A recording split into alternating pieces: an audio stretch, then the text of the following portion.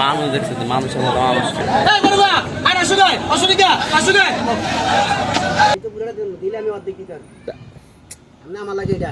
কে রে অবশ্যই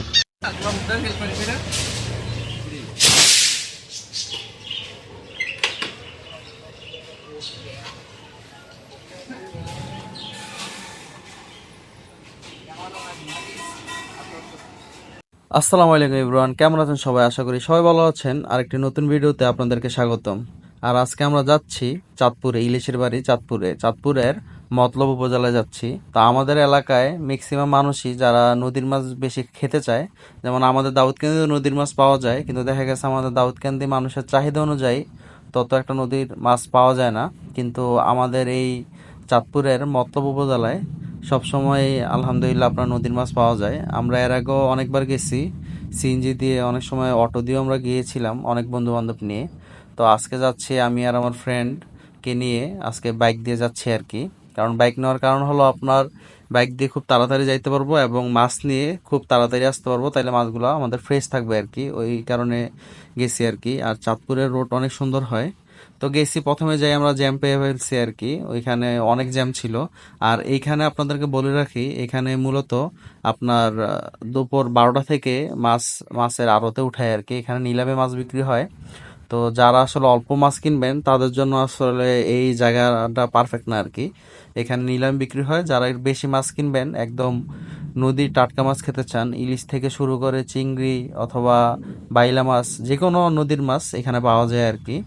এবং আপনাকে 12টার আগে আসতে হবে, কারণ 12টা থেকে 2টার মধ্যে আপনার সব মাছ শেষ হয়ে যায় এখানে।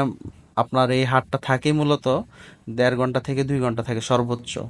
কারণ এই 12টা থেকে জেলেরা, এটা একদম নদীর পাশে অবস্থিত, তো জেলেরা 12টা থেকে আপনার মাছ আনা শুরু করে। অনেক জেলে আপনার এর আগেও চলে আসে। তো এখানে 8-10 জন আড়তদার আছে, ওনাদের এখানে দেয়, আর ওনারা নিলাম ডাকে আর কি, নিলাম ডাকে বিক্রি করে আর কি ওনারা।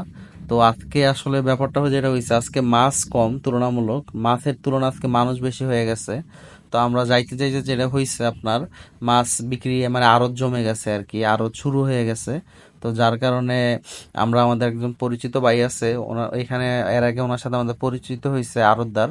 তো যাইয়ে আমরা ওনার সাথে আগে কথা বলি, কারণ এত মানুষ এভাবে মাছ আসলে কিনা যাবে না। আর এখানে অনেক মানে কি বলবো দালাল থাকে আর কি আপনার, ওনারা আগে আগে কিভাবে জানি নিয়ে ফেলে আর কি, গরুর বাজারের মতো আর কি। তো যার কারণে আমরা কোনো সময় ওনাদের থেকে নিয়ে আমরা পারি না আর কি। আর এখানে দেখা গেছে আপনার আড়তদাররা, আপনার যারা এখানকার পাইকারি হকার থাকে তাদের কাছে অনেক দাম কম রাখে এবং আমাদের কাছে অনেক দাম বেশি রাখে। যার কারণে আমাদের এক পরিচিত ভাই আছে, উনি আড়তদার, কিন্তু উনি আড়তদার হইলেও উনি ব্যক্তি হিসাবে অনেক ভালো, কারণ আমরা ওনার থেকে এর আগে অনেক মাছ কিনেছি, উনি আমাদেরকে কোনো সময় ঠকাই নাই। তো যার কারণে ভাইয়ের কাছে আসছি, ভাই আমাদেরকে মাছ কিনে দিবে এই জন্য আর কি। তো ওই ভাই আমাদেরকে মাছ কিনে দেয় আর কি। তো আপনারা ভিডিও দেখতে থাকুন।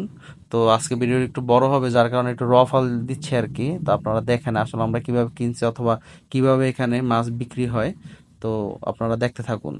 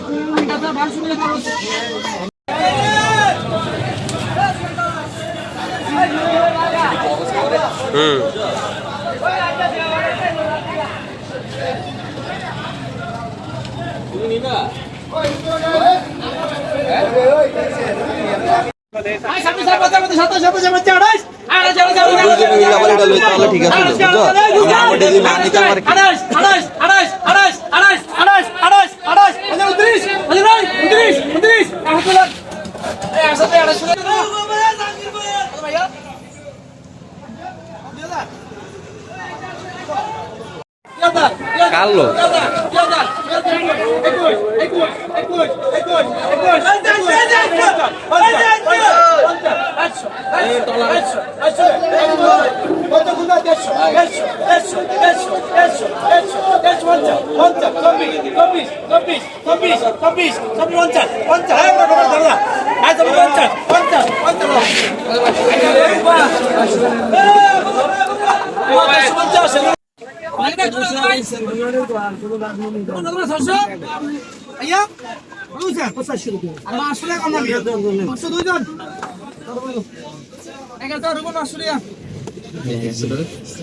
সেটার মতো না ছোট ছোট ট্যাঙ্ক আছে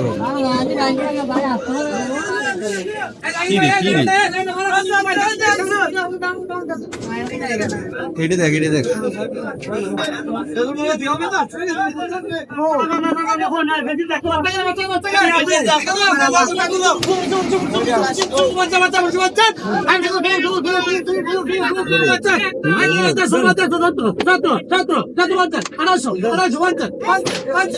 বুড়া দিকে তারা কিছু ইনকাম না বন্ধু বুঝছো আবার বড় বাদের বিজয়ের কিন্তু বড় না